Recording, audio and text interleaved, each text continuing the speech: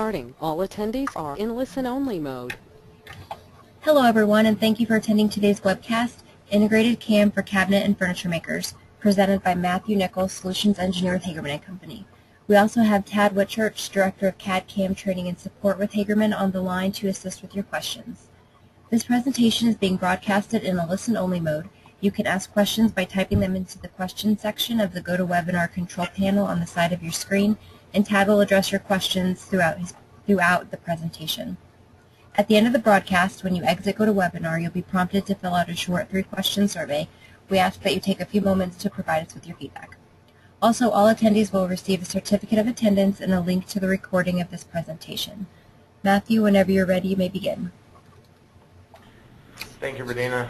Good morning, everybody. Thank you for joining our web event today for Integrated CAM for the Cabinet and Furniture Makers.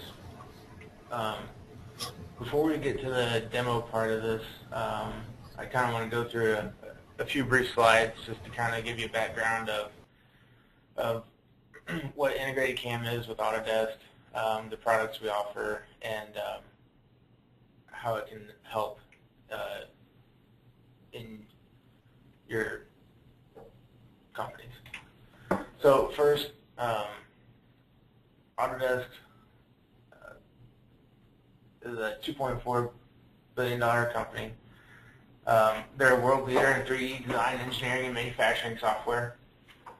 And since the introduction of AutoCAD over 25 years ago, Autodesk has been setting the standard of design and engineering.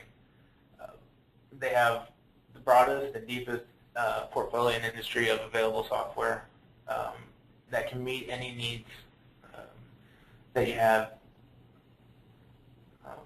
throughout the industry. And they have that because they believe in streamlining workflows, leveraging a digital prototyping experience, and being able to take a single data file from concept through manufacturing.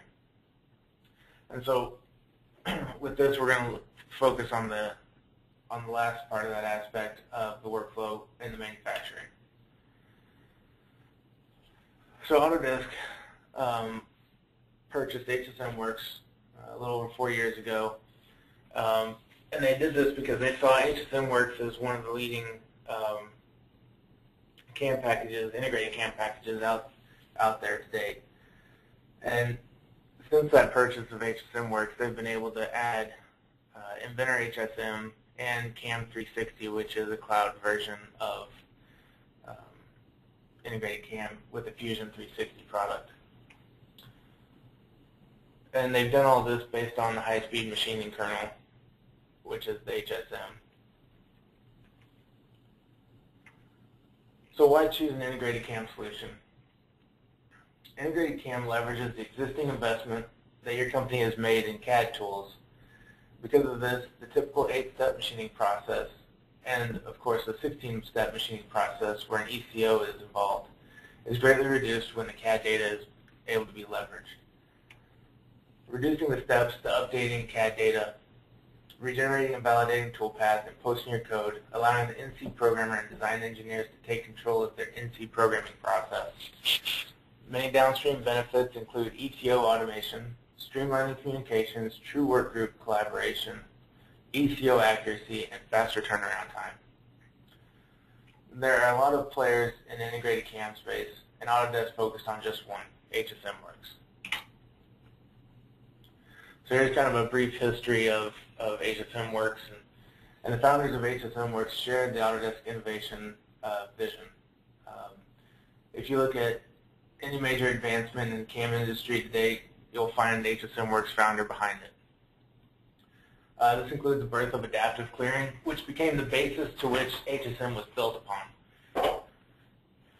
Also, a lot of first-to-market options, both technological advancements like distributed CAM and the first-ever CAD/CAM cloud option, and business benefits such as a free post library, open API, and flexible purchasing options to meet the nuances of each type of company. So both with HSM and Inventor HSM and HSM Works, we have 3 different levels of options for you to look at.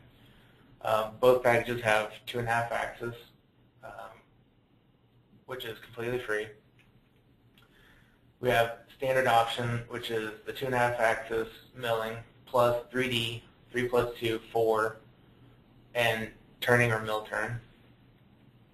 And then the professional is our multi-axis milling, which also includes everything that standard has.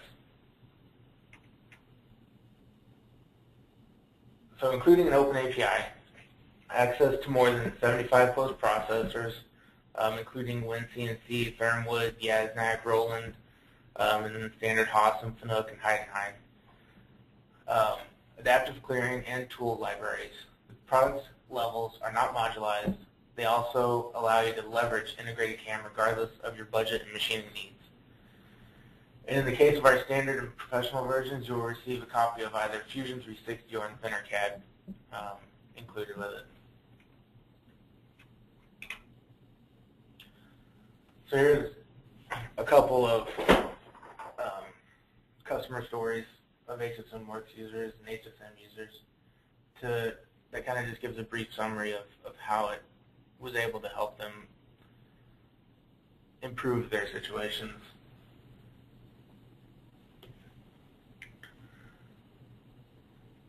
All right, so with that, we're going to go ahead and move into the demo portion of our event. So with this, I took basically 2 rooms out of a house and just kind of looked at products in those rooms that you would typically see manufactured. And so first I'm going to start off with an office. So in here, we're looking at, I've got a desk assembly, I've got a sign mounted on the wall, and I've got a door. So first what I want to look at is basically laying out the desk and how we would actually go about manufacturing that. So here what I have is I've got all the pieces that I need for my desk laid out. So you see I've got 3 different layouts that I'm going to be doing. So let's go ahead and look at how we go about setting this up. So first I'm going to come up here to my job setup. Now you notice it kind of throws in the standard setup location, but I want to start over here on this side. So in my browser I'm going to pick on model, and I'm going to come over here and pick my pieces. And you'll see where this will come into play after a while. So now I can go to my stock tab, and I'm going to do fixed size box, and I know my width I'm going to do out of a 4x8 sheet.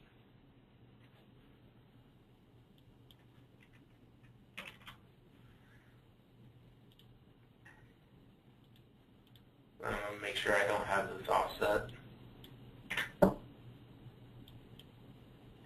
Okay, and so I'm going to go ahead and set it to 3/4 inch as if it's already been planed. So now with that, let's say I want to go in and I'm going to start basically drilling out these holes for the cam locks because I'm basically doing the cam lock and dowel assembly on this table or on this desk. So what I'm going to do is I'm going to do a drill operation, and then I know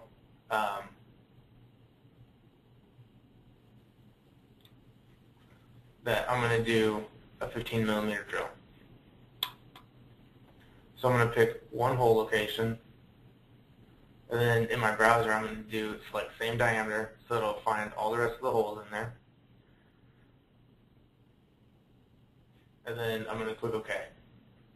So now I've got the holes drilled for the cams. Now I want to go in and pick up the holes that I would use for the dowel. Again, I'm going to do a drilling operation and pick a 5mm flat. Pick that, hit select same diameter. Notice it's found all of them. I'm going to click OK. So now let's go ahead and do a simulation on this and see what we get. So in my simulation, I'm going to turn off toolpath just because I don't want to clutter up my display, and I'm going to turn on stop.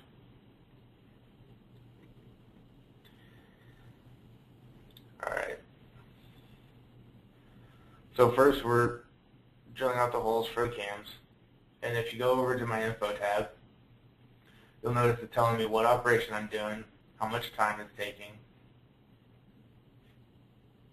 and then if I go to my statistics tab, it gives me overall machine time, which is an estimation, and it gives me operation and tool changes. Okay, so we've got that. Now I'm going to go in and I'm just going to do 2D contours around the parts and cut them out. So here I'm just going to select perimeters.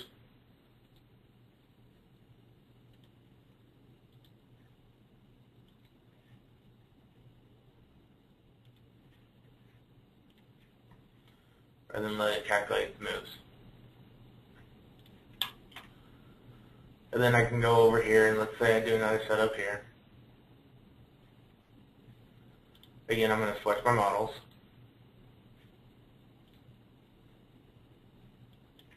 Get another 48, 8 foot. Then if I want, I can adjust how I want my offset of the sheet being.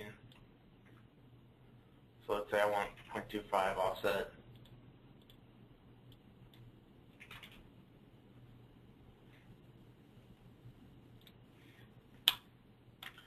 And then here, so I've got same holes for the dowels.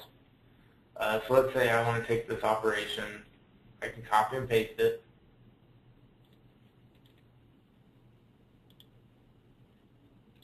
And then all I'd have to do is go in and edit the geometry selection. And it'll go ahead and find all the holes in there again. So I can do it that way, or if I wanted to, I can come in and I can say new operation, create from template, and notice here I've got a cam and dowel template set up. So if I wanted to, I could either insert one or the other operation. So one would be for the cam, one would be for the dowel, or I can just insert all of them into my template. So on this one, I know that my drill 3 operation is for the cam or for the dowel. So there again, 5mm flat, all my feeds and speeds. So all I have to do is go in and select my geometry, and I'm done with that.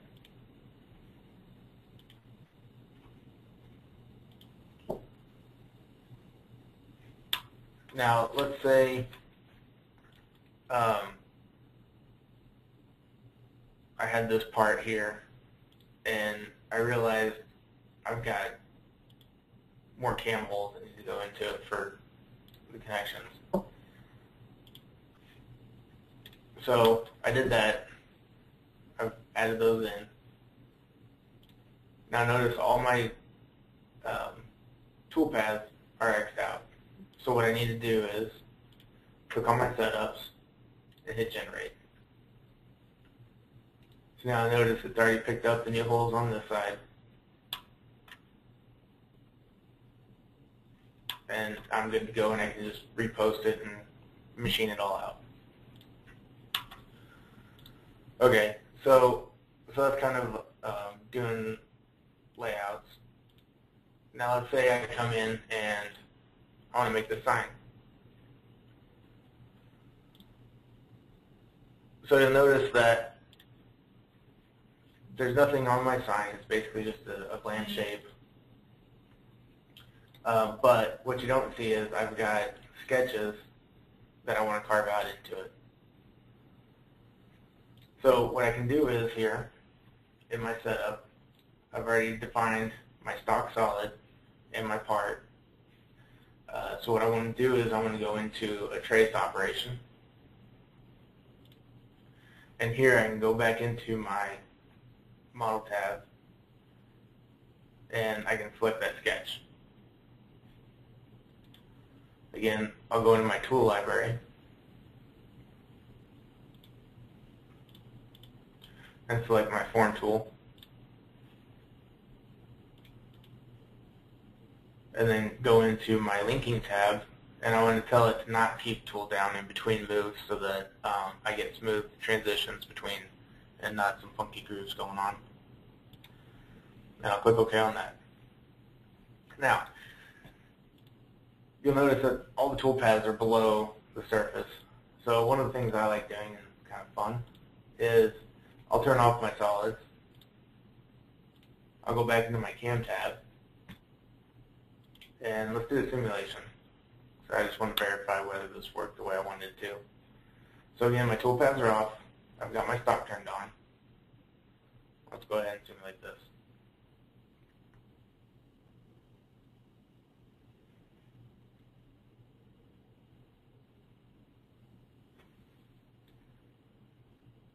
So you'll notice that by doing that trace command, basically I can put any kind of line sketch in there, and it'll automatically figure out the path and wedge that it needs to take to be able to properly do that connection. Okay, so now I've got this carved out. Now I've got some text I got that I want to also cut out or carve.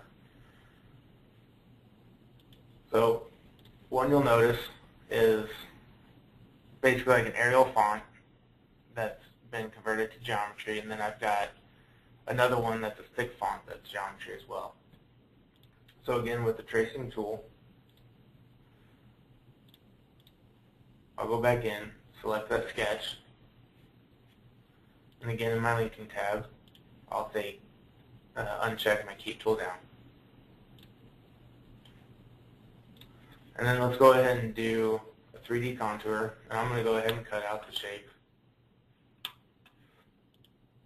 So in my tool library, I want to do a 3/4 inch ball end mill. I'm going to select that. And then in my geometry tab, I'm going to change my machining boundary to selection, and I'm going to select the bottom and the top.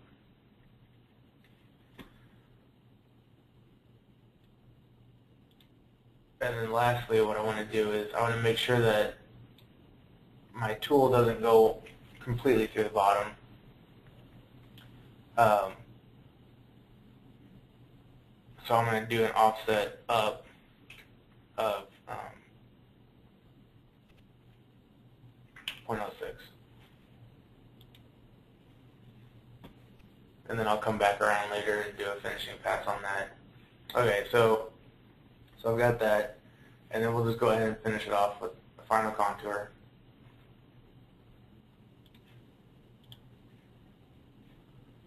And this time I'm just going to do a 3/4 inch flat. Select my contour, click OK. And so then that would give us the completed part. So let's go ahead and I want to simulate that, just kind of see how the end product would be.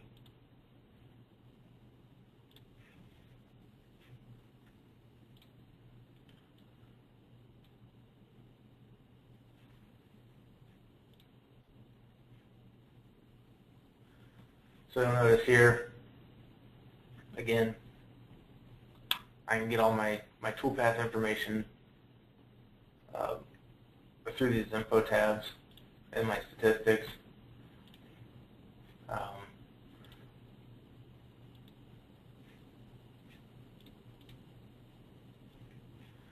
Then let's go ahead and get this sped up some more. So it looks like the text in my football and everything turned out pretty good, and I'm liking how the contour is turning out on my actual outside of the part.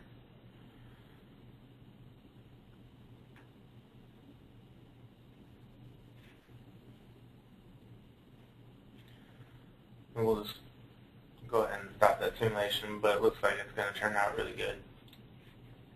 So that's one, that's probably an interesting way to do it, but I like turning off all the solids so you can actually see the finished product on that with the wood and doing the carving or whatnot. Okay, so back to our office one. So I don't know how many people have solid panel, solid wood paneling doors in their houses, but we're going to act as if this one does. So this door we're actually going to look at in SolidWorks. So this is our HSM Works option, And this one's going to be interesting because once we get done setting up our toolpaths on here, we're going to actually do a machine simulation. So let's go ahead and get started. So again, I'm going to do my job setup. And one thing you'll notice is the similarity between HSMWorks and HSM, between the ribbon panels and your actual setup and how you're actually doing all the picks and clicks. So notice it's already picked my model, mirror 1, which is what I want. For this one, I've got from solid. So I've already got a defined second solid body in my part that I want to use for my solid stock.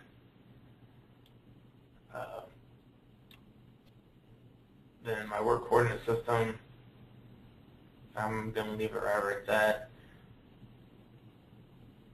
And then in here,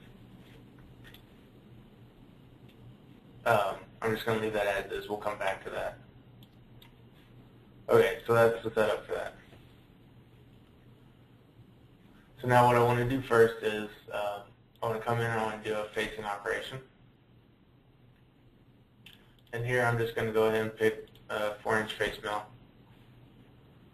I'm going to click OK because it already knows how much it needs to take off between the top of the stock and the top of the model.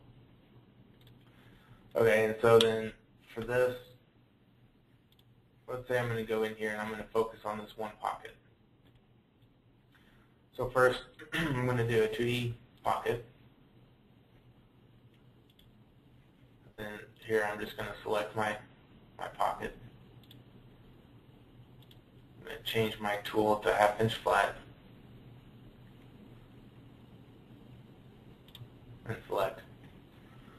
So now I've got 9,000 RPM for my machine that I'm doing. I'm going to go ahead and bump that up to 12,000. And so one thing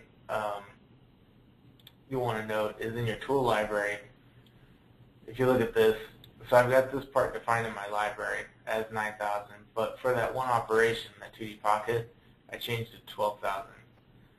So later on, if I was to go and do another operation and I had this door open, I could use that 2D pocket tool in another assembly if I wanted to, or another part. So you don't just have to pick tools, you can actually pick other operations as well. Okay, so 2D pocket's done. Let's go ahead and do a 2D contour.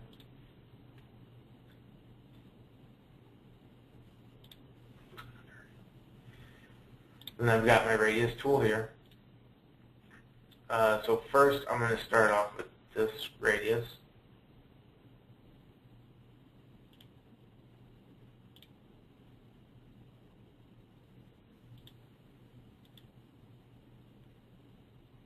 Okay. And then I'm going to go ahead and just duplicate this one. So by right-clicking on the operation, I come down and duplicate or hit Control-D.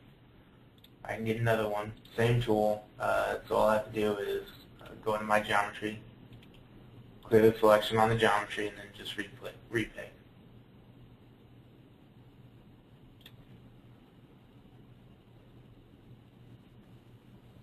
And then one thing I'm going to do is I want to do a compare and edit because I want to change the compensation. So let's just do, I want to turn my compensation off. And so now it's changed for both of them. So then I'll just quickly regenerate, and now I'm good to go. Okay. So let's go ahead and simulate this. Do a stock simulation.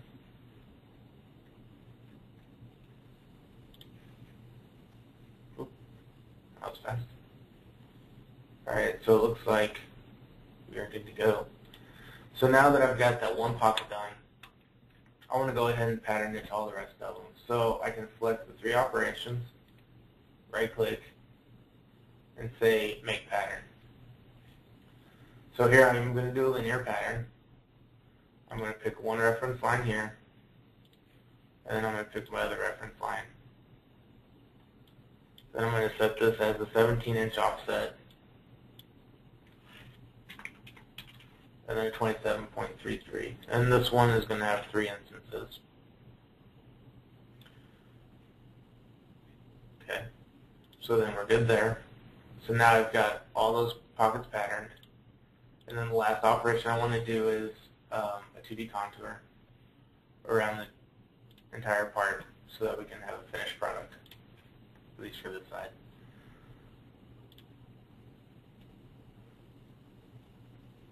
So now you'll notice that one kind of went underneath the folder.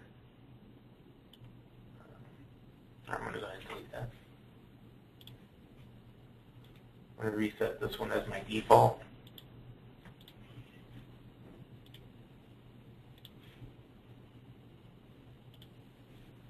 Okay. Probably got to change tool on that one too. Use a flat end mill.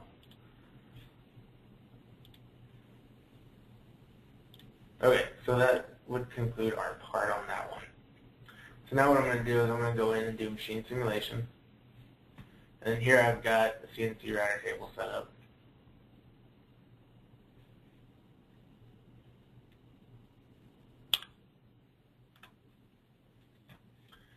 Now, for this one, we can actually do a stock simulation as well. So I'm going to turn off my toolpaths, do stock, and then I'm going to click Start again.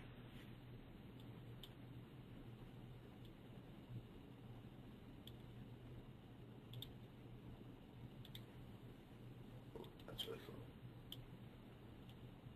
So here we can actually watch to see if there's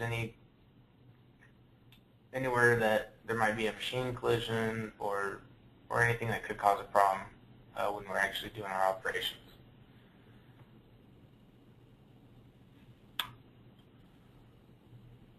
And that would be our door.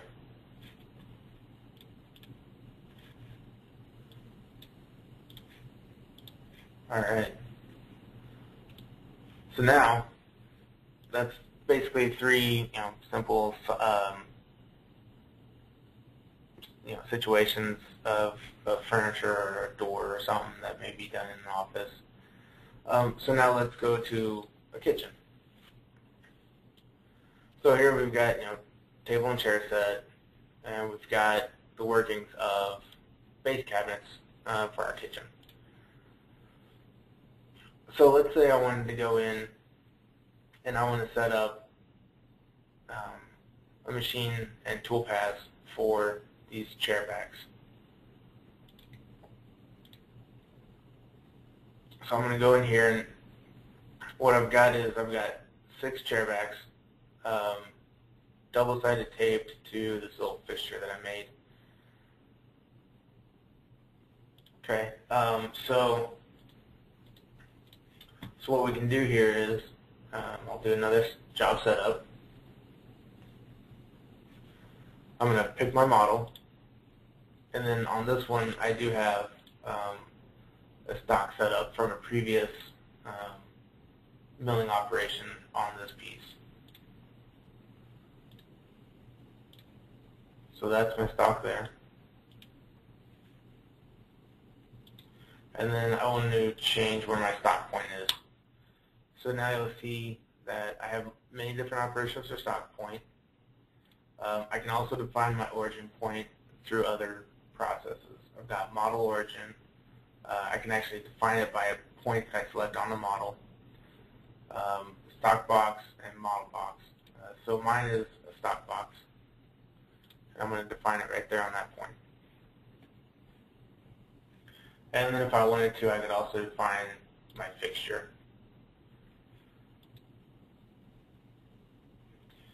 Okay, so I'm going to click OK. So I've got that setup done. Now what I want to do is I want to do my first roughing operation on this face.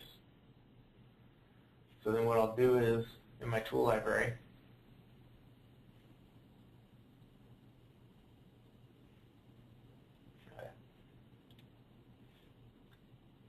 I'll select that. And actually, got another one here where I've got set up for a spindle speed of 15,000 RPM. So I'm going to go ahead and select that one. So now I see I've got my 15,000. In my geometry tab, I'm going to do a selected machining boundary, and I basically want to pick that face. So then here what I can do is I've got, in my passes tab, I've got 0.02 stock left over. So let's go ahead and hit OK on that and see what we get. So now while that's going,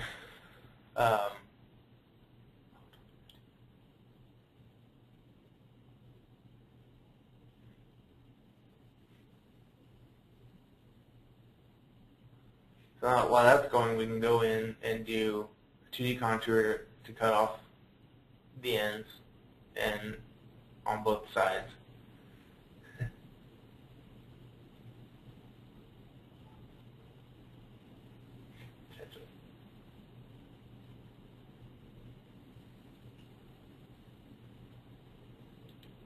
How about we do this one?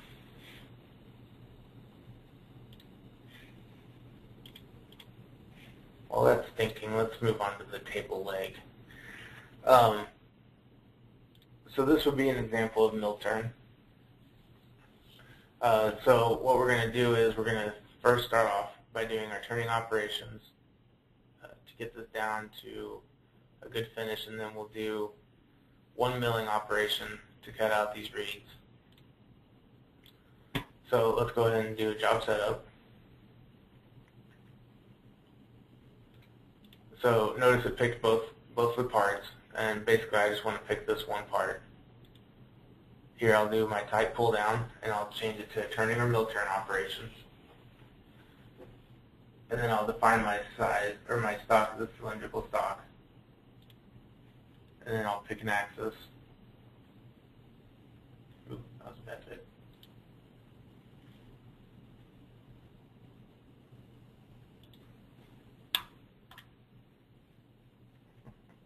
There it goes.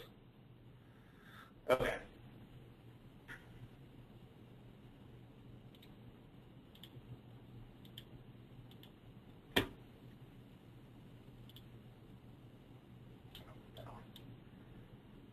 There we go.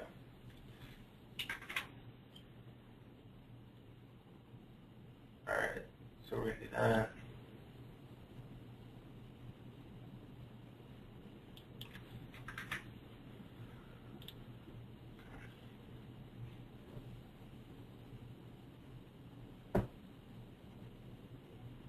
Okay, then I'll find my chuck here.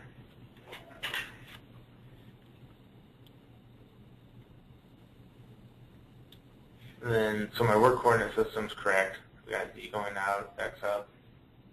So let's go ahead and hit OK. Okay.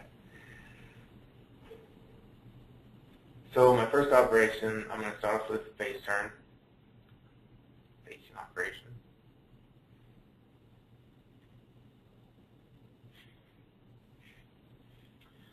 Okay, and then in my tool library, I'm going to go down to pick just a C&M tool, and then here all I need to do is I'm just going to click OK.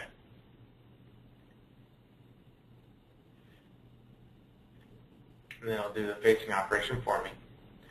Now next I want to go ahead and go in and do a profile operation.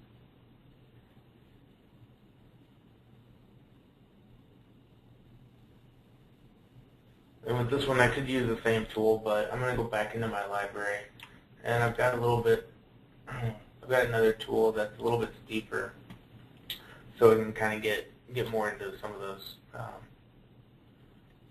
radiuses and turns, so that I don't have to go back and do too much profile grooving. So I'm going to say that one, and then what I'm going to do is I'm going to change my confinement. And I want to say I just want it to go from this point to this point. So now you'll see my confinement designation has updated to where I want it to be. And I'm going to go ahead and turn on rest machining. And I'm just going to go ahead and click OK and see what we get.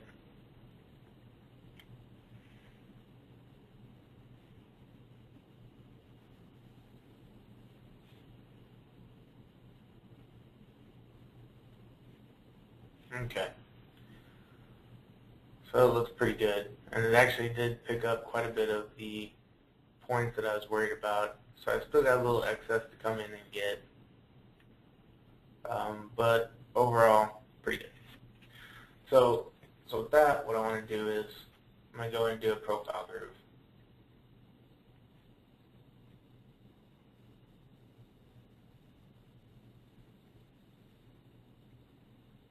And then come into my tool library again. I'll pick my turning groove tool. Again, in my geometry tab, I'm going to define my confinement to basically between here and here. Right there. Okay. I'm going to go ahead and click that.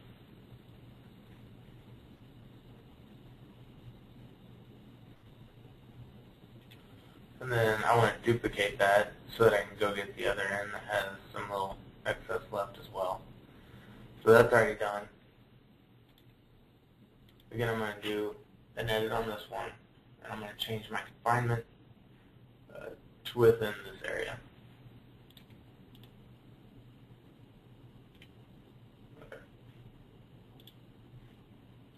So again, I'm going to pick that, and then I'm going to pick that. So I'll make sure I get it all.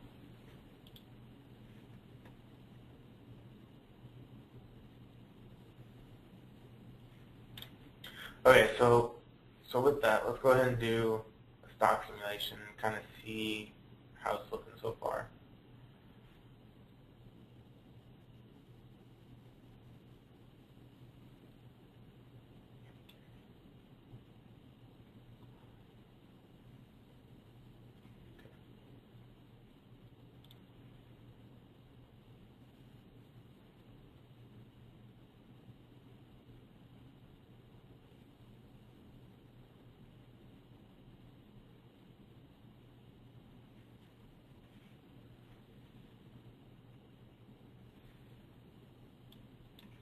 And here again, you'll notice that in my simulation, I've also got the machining time, operation information, and the toolpath information as well.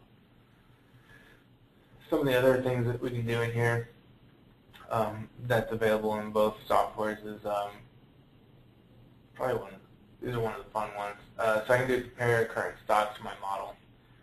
And so it'll process your model and where the stock is at this point, and whenever it comes up, it'll show basically dark blue areas that says, which you'll notice is in that radius, hey, I still got material in there, don't forget to take it out. So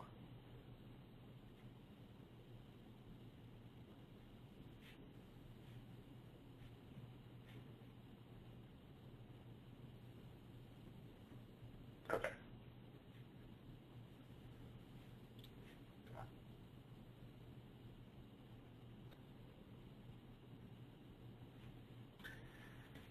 All right.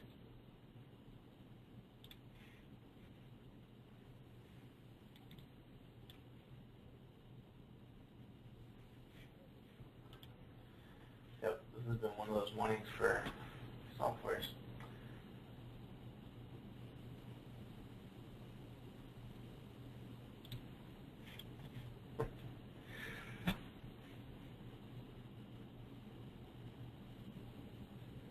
Okay. There's the fun part.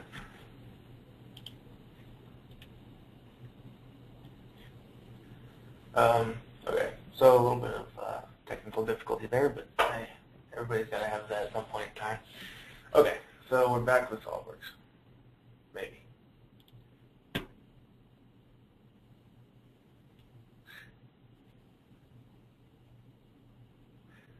But you will notice, so right here where I did the comparison,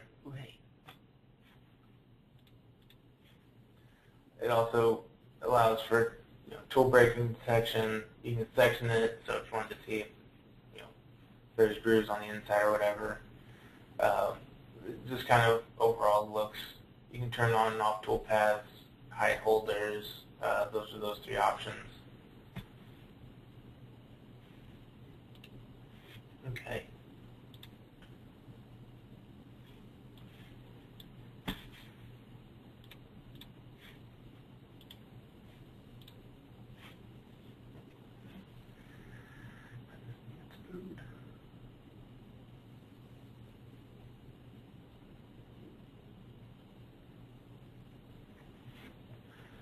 Okay, so, and we're back. Okay, so the last thing I could do on this would be, I'm going to do a 2D milling operation of a trace. And so this would be into our mill turn aspect of it. So what I'm going to do is I'm going to go into my library, in my woodworking folder, and I'm going to pick a little radius tool that I have. So now you notice it doesn't look like it's really in the right orientation. So what I'm going to do is go to my Geometry tab, and then I'm going to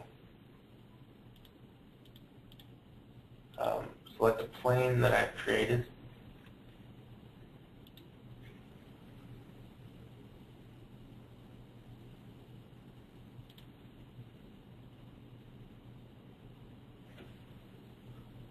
Yep, like that.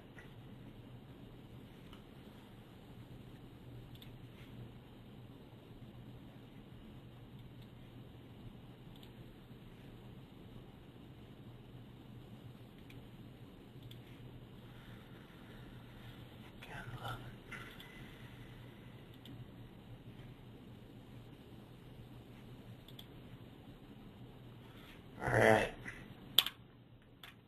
so now we'll do that. And then I'm just going to go in and select this little contour line. I'm going to say OK. Got my toolpath. So next what I'm going to do is I want to go ahead and array it around the rest of the part. So what I'm going to do is make a pattern. This time I'm going to do a circular pattern.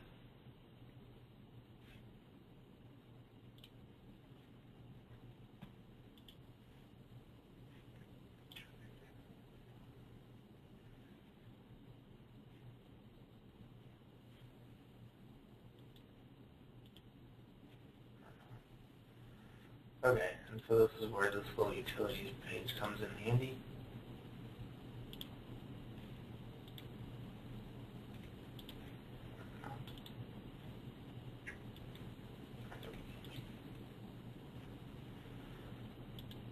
There we go. Now I can do the pattern.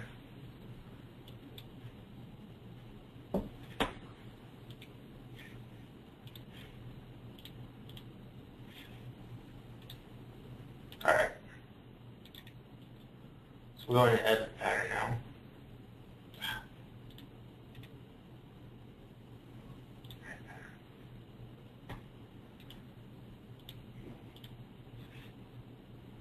I can pick my axis, and then I'm going to do 360 degrees at 22. So that's right. Click OK. And now I'm done with that.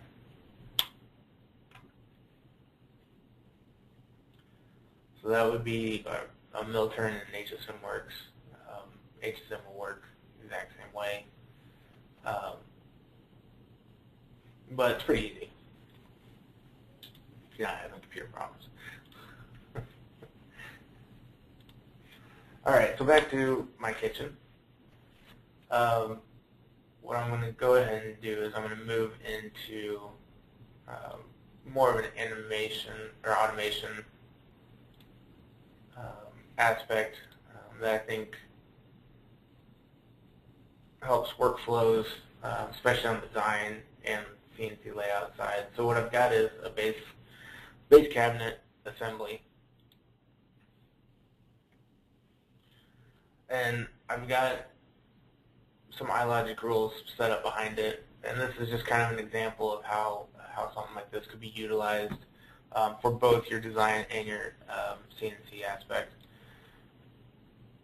So with this form, I've got standard cabinet width set up,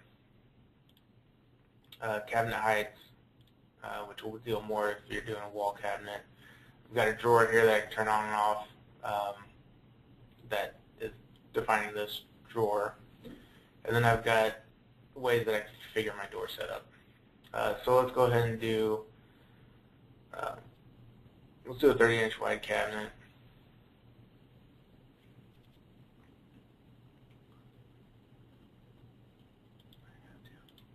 I'm going to go ahead and keep the drawer on. Let's say I did just a single door.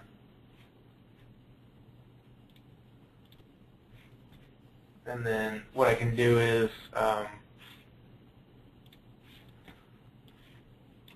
one of the things that you won't see in here is that I've got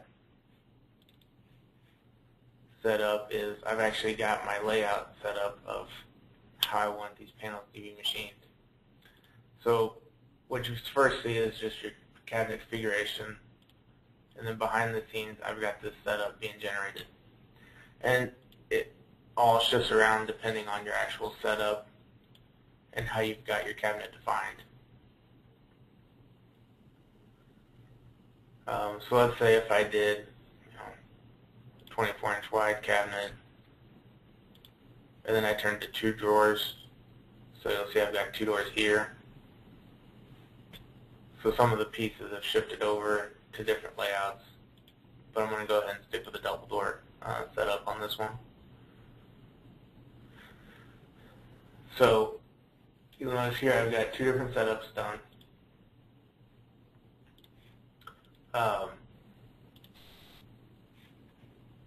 Now for the automation side, I've got this ability to do mass regeneration of setups. I can do individual setup sheets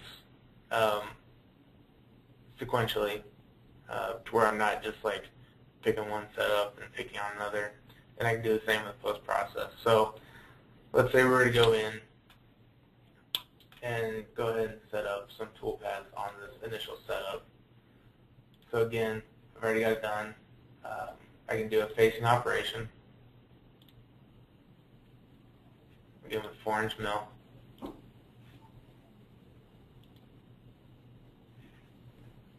Okay. So I can come in here and I'm going to drill out these 3/8-inch holes. And I'm just going to use a flat mill.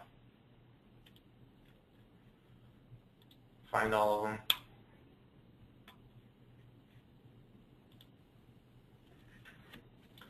And then I'm going to go in and I'm going to do some 2D contours around this to get these little grooves cut out for the parts.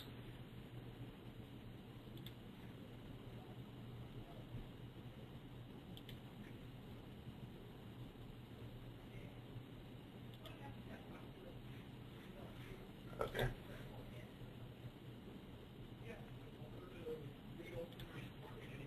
Alright, and then I'm just going to do this to show so we can get more of an idea of the integration and using the open API that is really awesome with Inventor and HSM.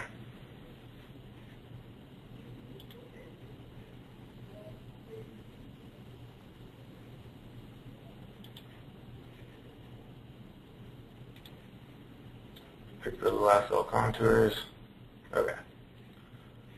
I'm going to select a smaller tool, I think. Yeah, let's keep that